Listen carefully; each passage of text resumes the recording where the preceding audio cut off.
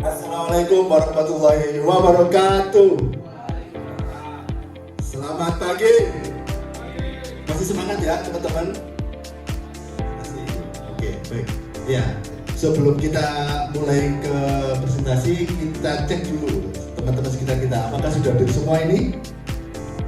Sudah hadir semua ya, Pak Andilur, Pak Imansyah, Pak Heri, Pak Tri, dan teman-teman yang lain sudah duduk di meja masing-masing. Oke.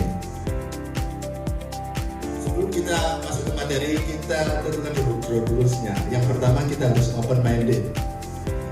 Kemudian respect and support kepada sesama teman. Jangan membuli. Kalau misalnya ada teman yang bertanya, jangan dibully. Kita saling support. Kemudian terima kasih atas waktunya teman-teman pagi ini untuk tetap on time.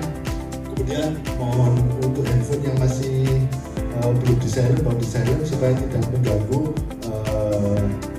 materi kali ini. Kemudian kalau ada yang ingin bertanya, langsung angkat tangan aja ya, nggak apa-apa. Di tengah-tengah saya menjelaskan materi pagi ini, teman-teman bisa langsung bertanya, angkat tangan. Kemudian untuk ruangan ini AC-nya sudah dingin ya, sudah nggak terlalu nyetrong ya. Pencahayaan oke, nggak ada masalah. Tempat duduknya juga nyaman ya teman-teman. Yang sebelumnya perkenalkan dulu, saya Ahmad Zakaria. Saya lulusan sarjana ilmu komunikasi di Sekolah AWS. Saya juga pernah mengambil sertifikasi public relation sekitar tahun 2018-2019. Kemudian saya saat ini aktif sebagai reporter acara intervensi. Ini WhatsApp dan Instagram saya, barangkali mau follow, teman-teman yang belum follow, monggo follow.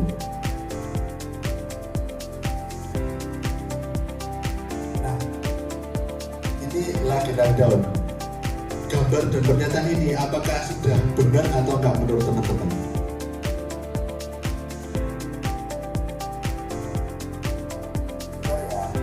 Gimana Pak? Ini benar atau salah Pak? Lagi naik daun. Padahal mungkin yang dimaksud adalah naik daun, yang dimaksud adalah kiasan. Sudah terkenal lagi naik daun. Selanjutnya,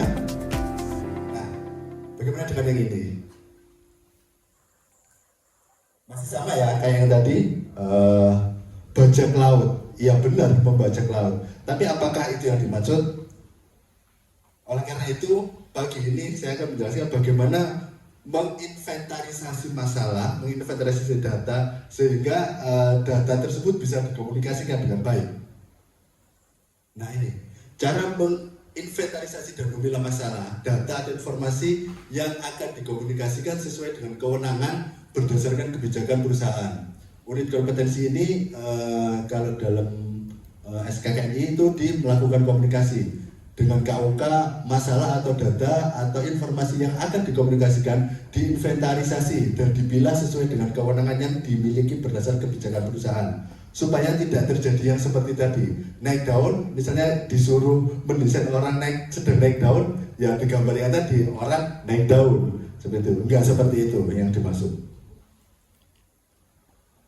Next. Tujuan dari pelatihan ini yaitu setelah mengikuti pelatihan, peserta pelatihan kompeten dalam menjelaskan cara menginventarisasi masalah, data atau informasi yang akan dikomunikasikan sesuai dengan kewenangan berdasarkan kebijakan perusahaan. Jadi data atau masalah yang ada di perusahaan itu harus dikomunikasikan sebelum data ini keluar atau data ini diminta oleh pihak lain, baik internal maupun eksternal. Itu harus dikomunikasikan dengan pejabat yang berwenang berdasarkan kebijakan perusahaan. Nah, manfaat dari pembelajaran ini yaitu peserta mampu menginventarisasi masalah, data dan informasi yang akan dikomunikasikan sesuai dengan kewenangan yang sesuai dengan kebijakan perusahaan yang berlaku. Oke, mari kita mulai teman-teman. Jadi kita mulai dari definisi dulu. Kalau dari teman-teman, masalah itu apa sih? Pak Iman mungkin bisa membantu. Masalah itu apa Pak Iman? Ya, problem. Yang lain mungkin teman-teman derita lo. Ya. Jadi masalah adalah situasi yang tidak diinginkan atau memerlukan solusi. Ini berupa pertanyaan, tantangan, atau ketidaksesuaian antara kondisi yang ada dengan kondisi yang diharapkan. Contoh, biasanya yang ada di PDAM adalah, nah, air keruh, itu masalah, air tidak keluar, itu masalah. Walaupun itu masalah dihadapi pelanggan, itu adalah masalah yang masalah PDAM yang harus diselesaikan. Kemudian yang dihadapi pelanggan itu biasanya tajam membengkak dan sebagainya. Kemudian data. Nah, data itu apa? Data adalah kumpulan fakta atau angka mentah yang belum diolah. Data ini bisa berupa teks, angka, gambar, atau bentuk lainnya. Seperti itu. Nah, misalnya kalau di PDAM itu ada panjang pipa, itu data. Waktu pengerjaan pipa bocor itu data. Belum diolah. Kalau diolah itu bisa menjadi sebuah infografis. Itu nanti menjadi sebuah informasi. Nah, informasi, data yang telah diolah dan diberi makna sehingga menjadi berguna. Informasi menjawab pertanyaan, mengkonfirmasi fakta, atau memberikan pemahaman tentang suatu situasi. Contoh informasi yang biasa ada di PDAM yaitu gangguan layanan, periode pembayaran, cara pengaduan, dan sebagainya. Mungkin dari definisi ini ada yang kurang jelas, atau mungkin ada yang perlu ditanyakan dari penjelasan saya tadi. Sambil dibaca-baca lagi mungkin. Ya, sudah cukup jelas ya. Selanjutnya kewenangan. Karena ini tadi ada hubungan dengan kewenangan. Kewenangan adalah hak atau kekuasaan yang diberikan kepada seseorang atau lembaga untuk melakukan sesuatu atau mengambil keputusan dalam satu bidang tertentu.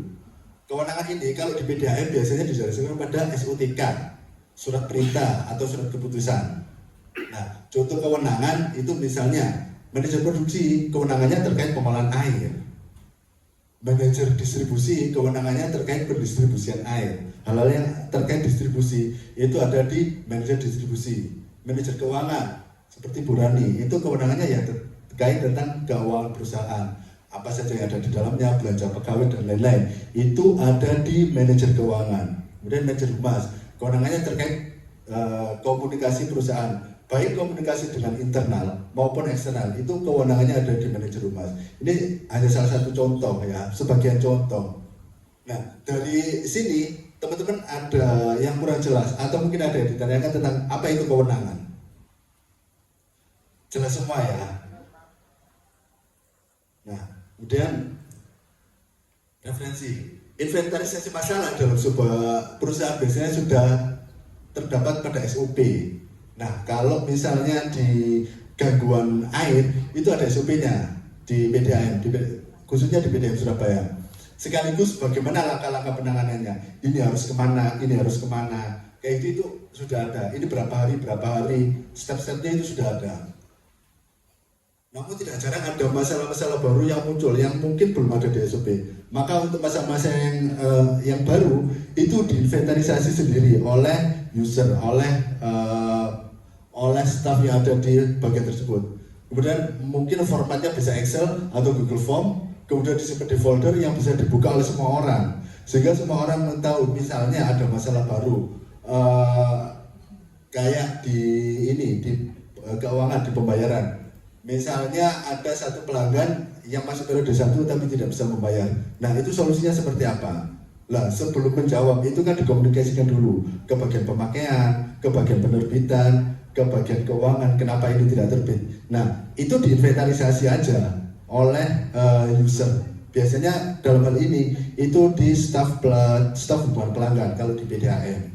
Nah, mungkin kalau di perusahaan-perusahaan lain itu masuk ke divisi lain. Divisi penagihan mungkin, divisi layanan mungkin, itu harus diinventarisasi. Masalahnya apa, komunikasinya dengan siapa, kewenangan jabatan-jabatan yang ada di dalamnya seperti apa.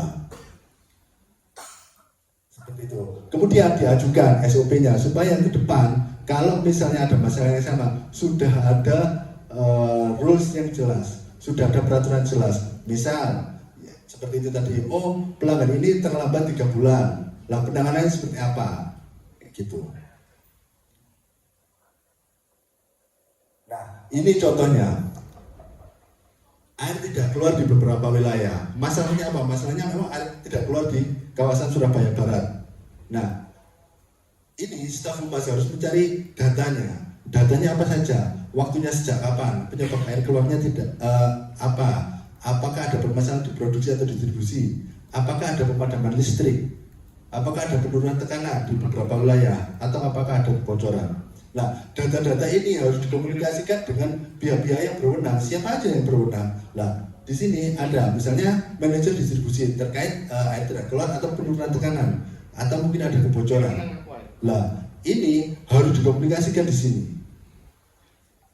Kemudian manajer produksi terkait operasional IPAM, apakah ada pemadaman listrik di IPAM, apakah ada penurunan debit air sehingga air di rumah pelanggan itu banyak yang tidak keluar. Kemudian ke manajer humas terkait sosialisasi dan penyampaian informasi. Informasi-informasi apa saja yang boleh keluar. Misalnya memang air keluar ini karena listrik tiba-tiba padam. Nggak mungkin kan kita menginformasikan karena listrik di IPAM karena bilang padam maka air tidak keluar, nggak mungkin. Nah, itulah pentingnya inventarisasi masalah, itulah pentingnya pengolahan data. Kemudian manajer pelayanan terkait penanganan aduannya seperti apa. Seperti itu. Dari sini sudah ada gambaran ya, inventarisasi masalah itu seperti apa. Kemudian masalah yang dikomunikasikan ini dikomunikasikan dengan pejabat-pejabat yang berwenang sesuai dengan kebijakan atau struktur organisasi yang ada di perusahaan. Dari sini mungkin ada yang ditanyakan, teman-teman, atau masih belum punya gambaran inventarisasi masalah ini seperti apa. Itu. Ini harusnya sudah melekat pada setiap bagian, karena setiap bagian punya masalahnya sendiri-sendiri. Dan saya yakin biasanya tidak semua masalah itu terdapat di SOP. Makanya perlu dibuat inventarisasi masalah beserta penanganannya seperti apa, kemudian komunikasinya dengan siapa saja, pejabat-pejabat yang berwenang, sehingga kalau misalnya ada pembaruan SOP atau ada pemeriksaan itu sudah siap data-datanya. Dari sini ada yang ditanyakan, teman-teman? Nggak ada ya? Atau malah nggak ngerti sama sekali nih, kok diem sendiri, kok mantuk-mantuk saja gini. Oke, lanjut. Baik. Nah, kesimpulannya apa? Kesimpulannya proses inventarisasi dan memilah masalah, data atau informasi yang akan dikomunikasikan dengan tepat sesuai kewenangan berdasar kebijakan perusahaan akan membuat proses awal komunikasi dengan internal ataupun eksternal menjadi lebih tepat sasaran. Sehingga ketika kita mau melakukan sosialisasi, mau menyebar informasi, itu tidak salah. Tidak seperti yang tadi naik daun, ya digambar orang naik daun. Bajak laut, ya digambar orang membajak laut. Tidak seperti itu, ya teman-teman. Oke. Let's practice. Kita refresh lagi ya, apa yang saya jelaskan tadi. Apa saja masalah, data dan lain-lain, kita jelaskan. Kita refresh lagi. Yang pertama, sebutkan masalah yang biasa dihadapi perusahaan. Mungkin teman-teman bisa katakan. Ya, monggo Pak Andilun. Baik. Ada lagi mungkin yang mau menambahkan? Tidak keluar air, benar. Itu biasanya masalah-masalah yang dihadapi oleh PDAM. Kemudian sebutkan data dan informasi yang sering diumumkan oleh perusahaan. Informasi. Ini ya. Ya, monggo Pak Tri. Gangguan air. Iya, ini sering banget ini kan untuk supaya pelanggan tahu kalau ada gangguan air, pelanggan bisa siap-siap sebelum air itu mati sama sekali. Yang terakhir, jika ada masalah air tidak keluar, siapa yang berwenang memberi data dan sebutkan contohnya. Monggo, Pak Tri lagi. Ya, monggo Pak Tri.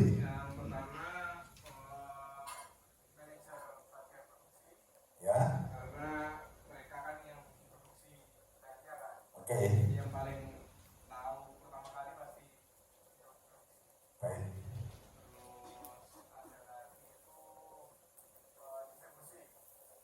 Siap. Karena pasti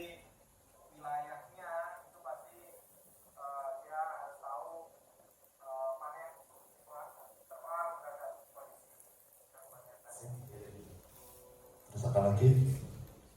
Ya ini yang bertugas untuk ngelompin informasi yaitu Mas Adi. Baik. Ya, tepuk tangan untuk Pak Tri, jawabannya mantap sekali. Jadi memang benar seperti itu, harus dikomunikasikan. Masalahnya apa? Jelas kewenangannya kemana saja itu harus jelas di depan. Sehingga ketika membuat informasi atau meluncurkan informasi itu tidak salah atau tidak mispersepsi dengan pelanggan. Oke, baik. Nah, untuk lebih mengingatkan teman-teman, mengingatkan apa sih yang saya sampaikan tadi, apa sih materi-materi yang sudah saya sampaikan sebelumnya tadi, kita lakukan evaluasi dulu ya teman-teman. Link Google Form-nya nanti akan saya kirim ke WA Group, waktu menjawabnya 3 menit, ya. Kemudian metodenya tutup buku dan bekerja mandiri. Oke, langsung diisi di Google Form saja, nggak perlu kertas karena kita sudah digital paperless. Jadi tidak perlu menggunakan kertas lagi. Sebentar saya kirim dulu ya link link Google Form-nya di WhatsApp grup masing-masing. Oke, sudah saya kirim. Waktu mengerjakan 3 menit ya teman-teman. Monggo. Sambil diinget-inget lagi. Nah, tadi apa saja ininya pertanyaan. Gampang kok Pak, ada semua. Itu juga sudah dilakukan tiap hari sama teman-teman.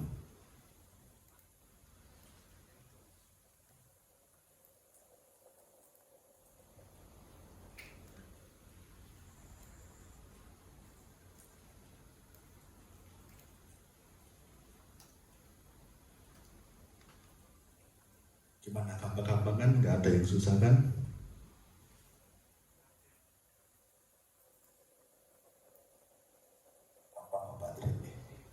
Nggak ada yang susah soalnya Pak Tri. Soalnya Pak Tri tadi sudah menjawab banyak. Nah, salah satunya ada di sana tadi.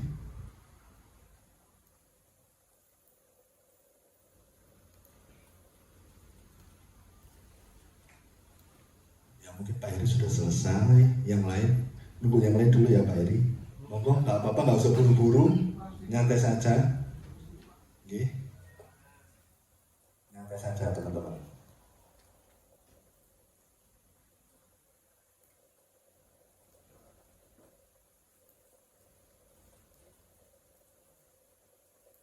Pak Tri sudah, Pak Andilo sudah, tinggal Pak Iman. Santai saja Pak Iman, nggak usah buru-buru, nggak usah lihat temannya selesai ya sudah, nggak apa-apa.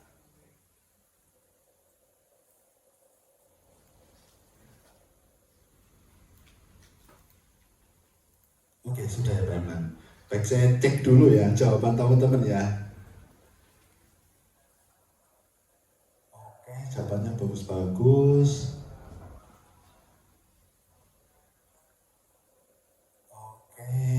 Ya, rata-rata ini 90 semua nilainya. Tepuk tangan untuk teman-teman semua. Baik, karena nilainya bagus-bagus, maka akan saya beri tugas tambahan.